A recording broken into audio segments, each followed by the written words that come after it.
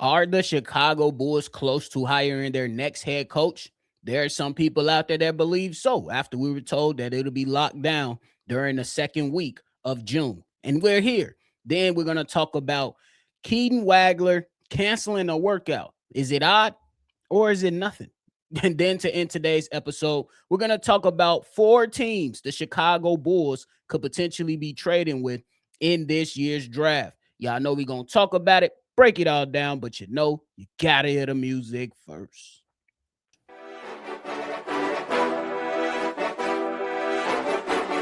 Cognac, gang, gang.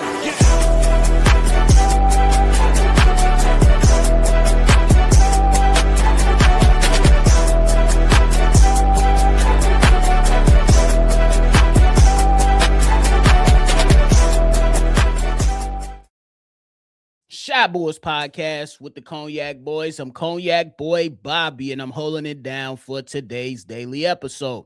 So if you're tuned in, like talking Bulls basketball, go ahead and do the simple two-step process and help us reach our goal of 10K. Hit that like button and subscribe to the channel. Now let's get into the content, man. The Bulls are closer to hiring their next head coach. At least there's a belief that they are close. Now, Brian Windhorst and Tim Bontemps from ESPN, they talked about the coaching openings around the league, mentioning the Chicago Bulls, the Portland Trail Blazers, and the Dallas Mavericks. And out of those discussions, they believe the Chicago Bulls, out of the trio, is the closest to hiring their next head coach. And while that has been said, and that is the belief from some NBA insiders, we've also been seeing a little bit of buzz and hype surrounding Tiago Splitter, who was reportedly in Chicago yesterday for an in-person interview with the Chicago Bulls. And if we go back just a little bit further, we remember Brett Siegel releasing information said that the goal for the Chicago Bulls was to have that head coaching position filled by the second week of June. Well, ladies and gentlemen, tomorrow pretty much completes the second week of June. I thought that was a good timeline to have for your Chicago Bulls. I felt like it was just enough time to where the guys that have already been doing their due diligence in the front office, working with and scouting these prospects in the NBA draft, when they go out there and hire their guy, they can catch him up to speed, and then they can go out there and make decisions collectively. And now, my belief right now, as it currently stands, I believe that the two top guys is Tiago Splitter and Micah Nori. This is just my belief, but they do and will still consider guys like Ryan Schmitz and Wes Unseld Jr. Y'all know how I feel about the Wes Unseld Jr. stuff, but I'm really interested to see what happens or what's the outcome of all this for our Chicago Bulls. Y'all already know how I feel about Tiago Splitter. I believe that he has proof of concept in all of this. Y'all know how I feel about Micah Nori. He has some experience being the lead dog over there with the Minnesota Timberwolves. I did have a theory of Ryan Schmitz potentially being in the running for this thing because of his connections with Bryson Graham down in Atlanta. Y'all know how I feel about Wes Unseld Jr. Not really a fan, not really wanting him to be the Chicago Bulls' next head coach. But it's definitely going to come down to some interesting things that we're going to see once that decision is made. Will Wes Unseld Jr. stick around, or will that new coach, whoever that may be allowed to bring some of his own guys onto the staff, or will the Chicago Bulls lay the hammer down and say, you got to keep Wes Unseld around? I wouldn't like that. That's just me. I would not like that at all, but I think that we should be receiving news hopefully soon. Hopefully by tomorrow, me and myself and C-Dub will be up here breaking the news that the Chicago Bulls now have their next head coach. There's a lot of buzz around it coming on from us in Bulls Nation as the fans. There's a lot of NBA insiders that are trying to break it all down, but have that belief that the Chicago Bulls are close to making that decision, and we shall see what happens. Now, if it comes down to it, I would like to ask you guys this. If it comes down to Tiago Splitter and Micah Nori, Who would you guys want as the next head coach for our Chicago Bulls? Type it in the comments and let me know how you feeling about that. But we are close. How close? TBD. But in the meantime, you can let me know your preference down below. Now we're going to talk about something that's been generating around Bulls Nation after some news was released regarding Keaton Wagler. Just a couple days ago, we talked about that the Chicago Bulls, they're trying to lure Tiago Splitter away from Portland. And within that reporting from Brett Siegel, there was also some discussions or a mention that around the league, there were many people that believed if the Chicago Bulls were going to trade up in this draft, they would be trading up for a guy like Keaton Wagler. So that's the background stuff. Now we're here right now in the present after there was some speculation behind Keaton Wagler canceling a workout with the Brooklyn Nets. Is it something or is it nothing? I'm going to just keep it real with y'all. It's nothing. I'm not even going to act like it's absolutely something. It means nothing. According to certain reports, he was supposed to work out alongside Kingston Flemings. However, that was a scheduling issue, so he canceled the workout. Take it for what you will. I believe it doesn't guarantee anything that's going to happen in this draft. I know it's all fun and dandy, and we get all hyped up because, we're hearing those reports that Keaton Wagler could be on the Chicago Bulls radar. But let's not get ourselves too hyped up about this, ladies and gentlemen. We have to wait and see what transpires on draft night. Right now, it's going to be a lot of smoke. It's just going to be a bunch of smoke signals that's going to be thrown around all across the NBA to hype up this highly anticipated draft. That's just the facts. It happens in just about every single sport. There's going to be rumors. There's going to be simulated trades. There's going to be a lot of different things and a lot of different players being mentioned and linked to, and this team is urged to trade for this person. It's all going to be smoke signals, and it's going to continuously be that. I'm not even going to hold you. Come Monday, I anticipate somebody else to be on the Chicago Bulls radar, because just prior to singling out Keaton Wagler, we heard names like Flemings. We heard names like Mikael Brown. I wouldn't be surprised if somebody comes out and say, this is what I'm hearing around the league. The Chicago Bulls are interested in X, player X. It's going to happen. So I would like Keaton Wagler over here, but the reality is I don't think we're gonna have that decision until the actual day of the draft. That's just my train of thought on it. For me personally, I don't tell people how to fan. I tell y'all what I would do or how I think, and just keep it real with myself.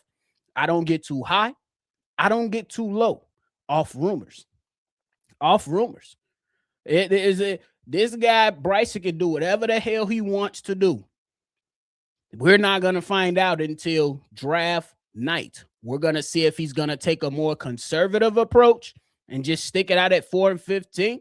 We're going to see if he's going to take a more aggressive approach to where he utilizes pick number 4 and then trade the 15 pick or whatever else is going to be added on to that. We're going to find out. I don't think it's odd that he canceled the workout, because he's still working out for the Sacramento Kings coming up here shortly. I believe it's supposed to be taking place over this weekend, but it was just a scheduling issue for Keaton Wagler. There's no need to say, oh my God, he's absolutely positioning himself to be a Chicago Bull. No. Let's keep a cool booty. Let's make sure we not getting ourselves overexcited and setting ourselves up for disappointment on draft night. It's good that his name is being linked to the Chicago Bulls because we know the type of player that he is. It's good that other names have come up because we know how deep this draft is. But at the end of the day, my suggestion, you go and do whatever the hell you want to do. But my suggestion, keep a cool booty until draft night so we can see what happens. We don't need to have to walk around with this sense of hope that this draft is just going to be filled with trades. Let's wait and see. Just my suggestion, but we're all adults. Do what you want. It's not weird. It doesn't guarantee Keaton Wagler will be a Chicago Bulls. Would I like him over here? Absolutely. Keaton Wagler, and you come out. Last point. If you draft Caleb Wilson and you come out with Caleb Wilson and Keaton Wagler, it's a W first round. It's a W first round. I'm good. I don't even give a damn about the second round. I'll just be honest. That's just me. So let's just wait and see what happens. But y'all do what you want to do. Y'all gonna do it anyway. Hey, let's move on to the last topic of the day, man. We're going to talk about 4 teams the Chicago Bulls could potentially trade with in this year's draft. Now, this is just not me coming up with some. This was suggested by Bleacher Report, to where they really released 5 different teams. And one of those teams that I omitted from this list was the Miami Heat, to where the Chicago Bulls wanted them. I mean, Bleacher Report suggested that they traded, I believe, the 13th pick. And I was just like, just stay at 15. if it just gets to 13, just stay at 15. You know what I'm saying? But here are the 4 teams, and I'm going to provide the logic from the guys at Bleacher Report on why they suggested the Chicago Bulls to trade with said team. So the first team that those guys over there mentioned was the Los Angeles Clippers for the 5th pick. Now, their logic behind this was pretty much suggesting that, hey, what if with some of the reports that they're not really sold on Keaton Wagler, which is now running rampant again, rumors again. We have to just look at them and move them off to the side. Apparently, they're not really sold on Keaton Wagler, is a rumor right now. And the suggestion was made that, hey, maybe they have, after moving off of Zubac, maybe they have more interest in a guy like Morez Johnson or Steinbach. And those guys will pretty much be available at the 15th spot. So then they can come up, add some more assets to that asset pool, and just get the guy they want if they want to go after guys like Morez Johnson or Heinz Steinbach. Cool. The next team is the Sacramento Kings at 7.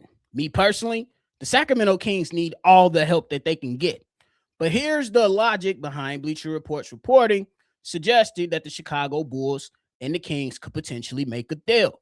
They went on to say the Bulls could offer the 15th pick, a future protected first-round pick, and the Chicago Bulls can take back DeMar DeRozan or Zach LaVine. They was trying to be real funny with this shit, right? Y'all, they was trying to be real funny with this shit, right? So that's the logic behind that. I don't know why the Sacramento Kings will trade out of that.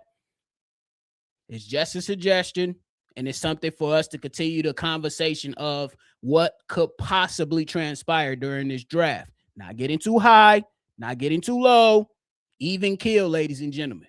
Even kill. But they was definitely trying to be funny with that DeMar DeRozan, Zach LaVine stuff for real. Stop playing with us.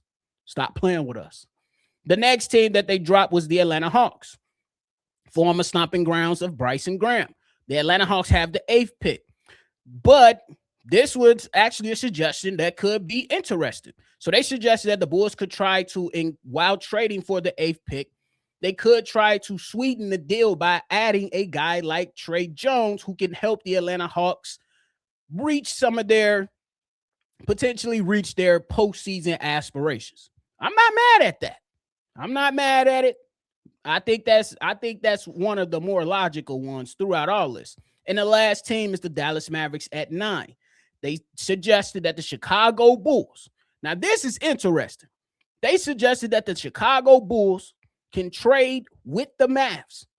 In that deal, it will be the number 15 pick, the Bulls' second-round pick at number 38, a future protected first, and Josh Giddey. Hold on now. And the logic behind that, to where they added on to that package, is that Josh Giddey can go in, work well with Flag, work well with Kyrie Irving and Klay Thompson. That's their suggestion, not mine. I just think that there might, whatever they do,